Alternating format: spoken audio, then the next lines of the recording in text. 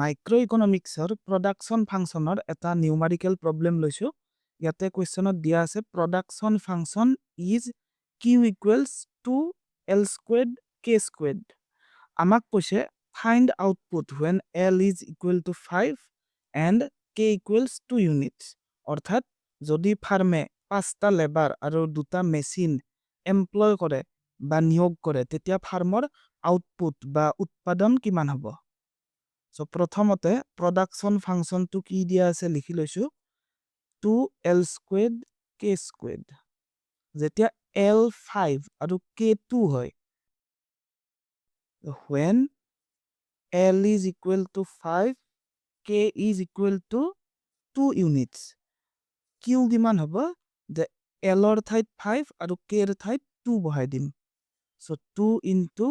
L ৰ ঠাইত 5 5 squared into K ঠাইত 2 2 squared equals 2 into 5 into 5 25 then 2 into 2 4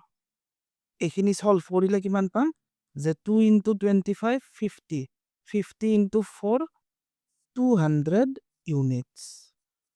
অৰ্থাৎ ফাৰ্মে যদি 5টা লেবাৰ আৰু 2টা মেচিন এমপ্লয় কৰে তেতিয়া ফাৰ্মৰ উৎপাদন হ'ব 200টা ইউনিটস এইটোৱে হৈছে আমাৰ ৰিকোয়াৰ্ড আনসাৰ